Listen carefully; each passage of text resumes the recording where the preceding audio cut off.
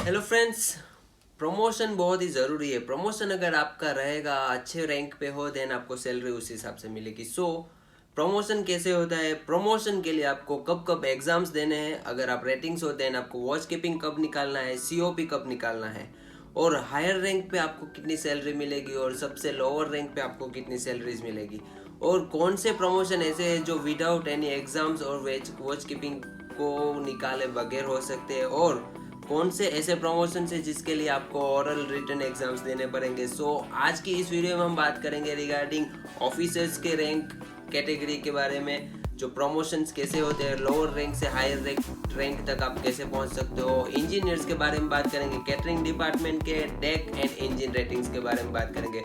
Hello friends, मैं Valkis Solanki and welcome to my YouTube channel Marine Gyan. आज की ये वीडियो स्पेशल होने वाली है क्योंकि वीडियो के लास्ट में मैं आपको एक ऐसी टिप दूंगा जिनके थ्रू अगर आप चलते हो देन आपका प्रमोशन बहुत फास्ट हो सकता है। मैं अपनी बात बताऊं तो मैं थर्ड वेसल में only first second and third vessel में भी था। उस टाइम की बात अलग थी, अभी थोड़े सीओपी और वॉच कीपिंग्स निकालने पड़े हैं। आप फिर भी मिनिमम आप फोर्थ वेसल में भी बन सकते हो। और कौन सी कंपनीज के थ्रू अगर आप जाओगे देन आपका प्रमोशन जल्दी होगा। ऑफिसर्स की बात कर रहा हूँ, इंजीनियर्स की बात कर रहा हूँ, रेटिंग्स की बात कर रहा हूँ, सभी की बात कर रहा हूँ, क्योंकि वो कंपनीज ऐसी है जिनमें आपको बहुत अच्छे से प्रमोशंस मिल जाते हैं। ज़्यादा टाइम वेस्ट ना करते हुए चलते हैं हमारे टॉपिक की ओर। Stay tune.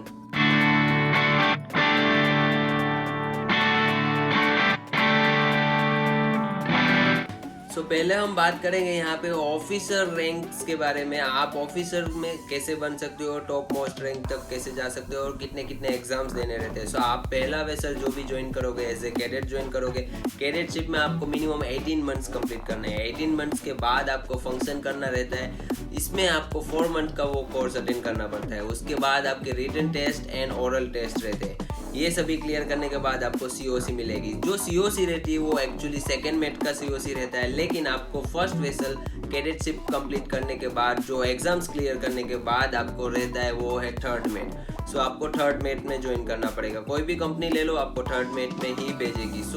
यहाँ पे एक बात और बता दूं, बहुत सारी ऐसी कंपनीज है जो कि कैडेटशिप आपने कंप्लीट करने के बाद सेकेंड मेट सीओसी अगर आपके पास है देन वो आपको जूनियर ऑफिसर्स में भी भेजती है। आप जैसे ही थर्ड मेट बन गए, थर्ड मेट में कुछ रिक्वायरमेंट नहीं है, लेकिन मिनिमम आपको एक वेसल तो करना ही पड़ेगा। अगर आपने एक वेसल कर लिया 6 मंथ्स का, एक वेसल करने के बाद आप सेकेंड मेट में भी प्रमोट हो सकते हो। बहुत सारी कंपनीज है जो कि सेकेंड मेट में सेकेंड वेसल पे ही भेज देती है, लेकिन बहुत सारी कंपनीज है जो 2-3 वेसल भी आपको थर्ड मेट में सेल करवाती है। यहाँ पे प्रमोशन की बात ये है कि आप सेकेंड मेट बनने तक वापस एग्जाम नहीं देने हैं। Third mate and second mate आप सीओसी लेने के बाद कर सकते हो। आफ्टर दैट यहाँ पर अगर आपको चीफ मेट बनना है देन आपको चीफ मेट के लिए फिर अगेन एग्जाम्स देने रहते हैं। फॉर चीफ मेट आपको अगेन 18 मंथ्स आपके होने चाहिए टोटल एक्सपीरियंस। जो आपको सीओसी मिलने के बाद आपका टोटल एक्सपीरियंस 18 मंथ्स होना चाहिए। 18 मंथ्स के बाद आपको फिर 4 मंथ्स का फंक्शंस अटेंड करना रहता है, जिसमें आपके ओरल टेस्ट और रिटन टेस्ट भी रहते हैं। ये सभी कंप्लीट करने के बाद आपको चीफ मेट का सीओसी मिलेगा। देन आपको चीफ मेट में सेल कर सकते हो, लेकिन आपको कोई भी कंपनी डायरेक्टली चीफ मेट में शायद नहीं भेजेगी। अगर आपका लक अच्छा रहा देन आपको भेज सकती। यहाँ पे ये हो गया, आप सेकेंड मेट कंप्लीट करने के बाद आपको फिर प्रमोशन के लिए, चीफ मेट का प्रमोशन के लिए आपको एग्जाम्स क्लियर करने रहते हैं। यहाँ पे नेक्स्ट स्टेप है, आपको मास्टर अगर बनना है। चीफ मेट में आपको मिनिमम 18 मंथ्स एक्सपीरियंस चाहिए। 18 मंथ्स के बाद आपको अगेन फंक्शंस करना रहता है। यहाँ पे oral test and written test भी रहते हैं। आपका लक अच्छा रहा देन आपको डायरेक्टली मास्टर में भी भेज सकते हैं, लेकिन अकॉर्डिंग टू मी आपको डायरेक्टली कोई भी मास्टर में नहीं भेजेगा। मास्टर्स क्लियर करने के बाद अगेन आपको एक वेसल चीफ मेट में ही मेरे ख्याल से जाना पड़ेगा। अगर आपका सब डॉक्यूमेंटेशन, आपका बहुत अच्छा एक्सपीरियंस है देन आपको मास्टर में भी ले सकते हैं। आप प्रमोशन भी मास्टर हो सकता है। कैडेटशिप से मास्टर तक आपको जाना है, देन आपको यहाँ पे इतने एग्जाम्स है और वो सब क्लियर करना रहेगा। कैडेटशिप में आपको मिनिमम सैलरी रहेगी $300 एंड मास्टर्स में आपको मैक्सिमम सैलरी रहेगी $12,000 तक। नेक्स्ट यहाँ पे बात करेंगे इंजन साइड की। अगर आपको इंजीनियर्स बनना है या फिर आप अगर इंजीनियर हो, देन आपको फर्स्ट वेसल या आपके जो बीटेक मरीन इंजीनियरिंग जो भी आपने कोर्स किया है वो कंप्लीट करने के बाद आपको फर्स्ट वेसल मिलेगा एज ए इंजन कैडेट या फिर एज ए जूनियर इंजीनियर या फिर TME, ट्रेनी मरीन इंजीनियर करके। ये तीनों एक ही रैंक है, लेकिन वो डिफरेंट कंपनी में डिफरेंट नाम से रहता है। सो आपको मिनिमम 6 मंथ्स का कॉन्ट्रैक्ट इसमें करना पड़ेगा। आपको यहाँ पे कोई भी प्रमोशन नहीं है। जैसे ही कैडेटशिप में आपको फर्स्ट प्रमोशन नहीं है, वैसे ही यहाँ पे है सेम इंजीनियर में आपको जूनियर इंजीनियर ऐसे सेल करना पड़ेगा। 6 मंथ्स का आपका मिनिमम सेलिंग पीरियड होना चाहिए। आफ्टर डेट आपको एग्जाम्स देने रहते हैं। यहाँ पे आपको एग्जाम्स जो ओरल एंड रिटन क्लियर करने के बाद जो COC मिलता है वो है आपको थर्ड इंजीनियर का COC मिलता है।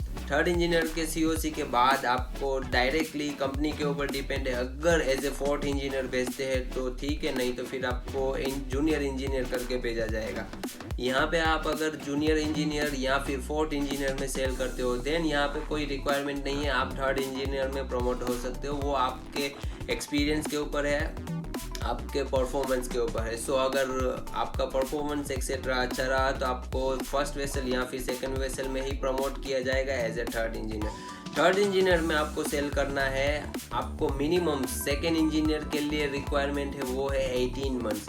आपके मिनिमम थर्ड इंजीनियर में 18 मंथ्स एक्सपीरियंस होना चाहिए। आफ्टर डेट आप थर्ड इंजीनियर हो या फोर्थ इंजीनियर हो, आपका मिनिमम अगर सेलिंग पीरियड कंप्लीट हो जाता है 18 मंथ्स, देन आप ओरल और रिटन दे सकते हो एग्जाम्स सेकेंड इंजीनियर के लिए।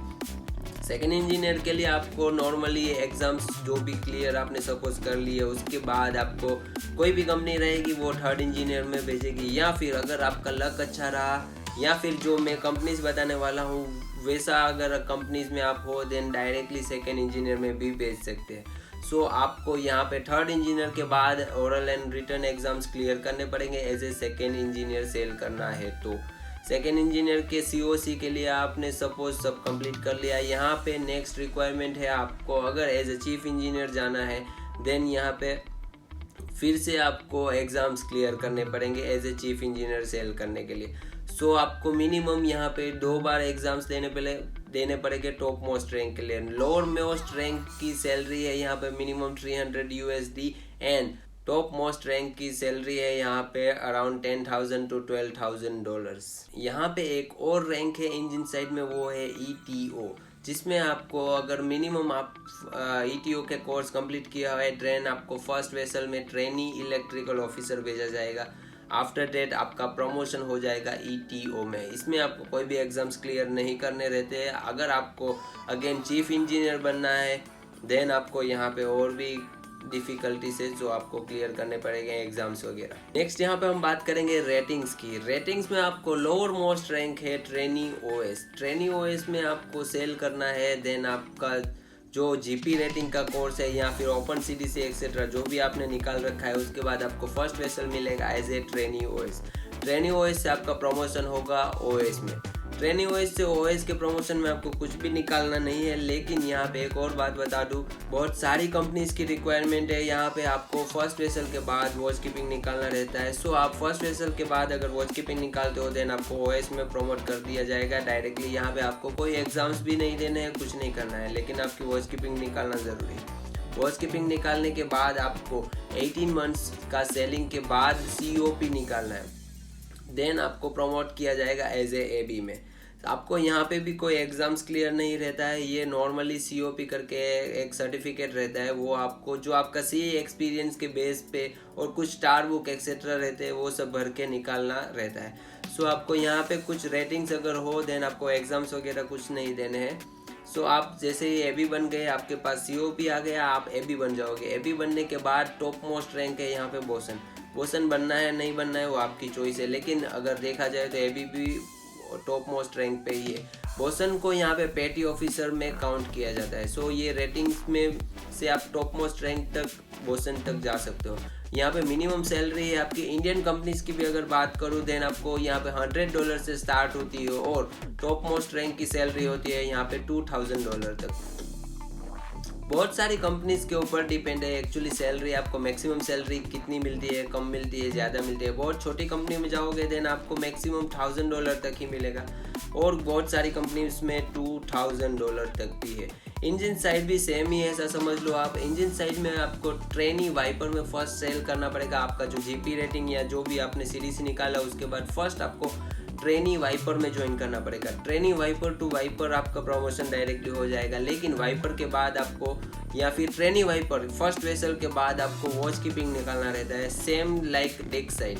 वॉच कीपिंग निकालने के बाद 18 मंथ्स के बाद आपको इंजन का सीओपी मिलता है। सीओपी मिलने के बाद आप ऑयलर में या मोटरमैन में, डोंकी ग्रीसर, कोई भी रैंक बोल लो, ये तीनों सभी एक ही रैंक है, उसमें सेल कर सकते हो। यहाँ पे आपका टॉप मोस्ट रैंक है मोटरमैन का। सो आपको मिनिमम यहाँ पे सैलरी मिलेगी $100 से लेके मैक्सिमम सैलरी आपको यहाँ पे मिलेगी $1700 तक। सो यहाँ पे एक और पेटी ऑफिसर का रैंक भी है, इंजन साइड में बोल लो या फिर डेक साइड में बोल लो, जो रैंक है फीटर। फीटर के बारे में बात करेंगे। सो फीटर आपको नॉर्मली जो भी आपने डॉक एक्सपीरियंस है या फीटर ITI किया हुआ है या फिर फीटर का जो ट्रेनिंग अभी रहता है, फिलहाल जीपी रेटिंग फीटर के लिए भी है अपना ग्रेट ईस्टर्न में। सो अगर आपने वो भी किया है देन आपको फर्स्ट वेसल में भेजा जाएगा एज ए ट्रेनी फीटर। वो अगर आपका एक्सपीरियंस अच्छा रहा देन आपको सेकंड वेसल में ही फीटर भेज दिया जाएगा। अगर आपका एक्सपीरियंस थोड़ा कम है या आपको शॉर्ट टाइम के लिए भेजा है 3 महीना या ऐसा कुछ, देन आपको टोटल 9 मंथ्स का मिनिमम एक्सपीरियंस चाहिए रहेगा। देन आफ्टर डेट आप फीटर में सेल कर सकते हो। मैक्सिमम फीटर की सैलरी यहाँ पे रहेगी $2000 तक, उससे ज़्यादा भी रहती है, लेकिन मैं मैक्सिमम जो अकॉर्डिंग टू माई नॉलेज मैं बता रहा हूँ कि $2000 तक मिनिमम रहती है। और नॉर्मली आप फर्स्ट वेसल में जाओगे देन आपको $300 से स्टार्ट होता है। सो यहाँ पे एक और टैंकर वेसल के लिए रैंक भी है पंपमैन। वो आप इंजन साइड बोलो या डेक साइड बोलो, उसमें से एक स्पेशल ट्रेनिंग रहता है, 1 महीने का कोर्स है। वो करने के बाद पंपमैन में भी बन सकते हो। पंपमैन में बनने के बाद, पंपमैन बनने के लिए आपको सीओपी दोनों साइड से मिनिमम सीओपी आपके पास होना ही चाहिए। आफ्टर डेट आप पंपमैन का कोर्स अटेंड कर सकते हो। और पंपमैन का सैलरी मैक्सिमम $2200 तक रहता है, उससे ज़्यादा भी रहता है और उससे कम भी रहता है, वो कंपनी के ऊपर डिपेंड है। सो यहाँ पे हमारे इंजन रेटिंग्स की बात होगी, ऑफिसर्स की बात हो गई, इंजीनियर्स की बात हो गई। एक और डिपार्टमेंट यहाँ पे रह गया है, वो है कैटरिंग डिपार्टमेंट। आपने अगर कैटरिंग डिपार्टमेंट का कोर्स कर रखा है देन यहाँ पे आपको फर्स्ट वेसल भेजा जाएगा as a trainee GS। Trainee GS में आपको सेल करने के बाद आपका प्रमोशन होगा एज ए GS। यहाँ पे आपको कोई भी एग्जाम्स नहीं देने हैं, ना ही आपको कुछ वॉच कीपिंग निकालना है। GS तक आप आराम से बन सकते हो, कुछ भी डॉक्यूमेंटेशंस नहीं है। लेकिन अगेन आपको अगर चीफ कुक बनना है देन आपको COC निकालना पड़ता है, चीफ कुक का COC।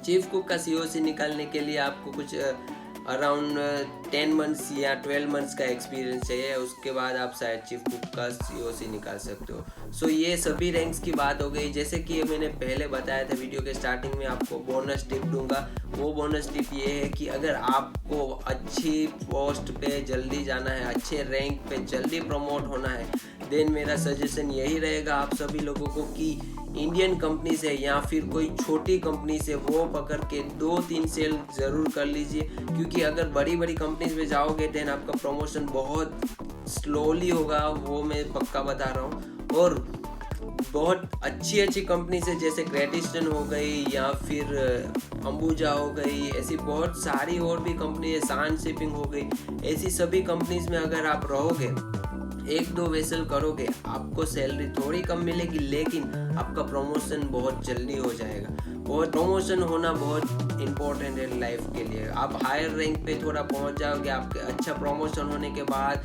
कोई कंपनी चेंज करते हो देन आपको सैलरी भी उस हिसाब से मिलेगी। सो यहाँ पे प्रमोशन मैटर करता है मर्चेंट नेवी में।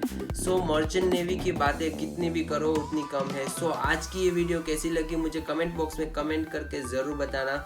और आप कौन से रैंक पे हो वो भी मुझे कमेंट करके ज़रूर बताना। और आपकी सैलरी मैक्सिमम कितनी है वो बताना ज़रूर, ताकि मैं और भी वीडियोस इसके ऊपर बनाऊं। और इस चैनल को सब्सक्राइब कर लेना, बेल आइकन को प्रेस कर लेना एंड वीडियो को लाइक करना तो बनता ही है। और आज की इस वीडियो में इतना ही, तब तक के लिए bye bye and take care.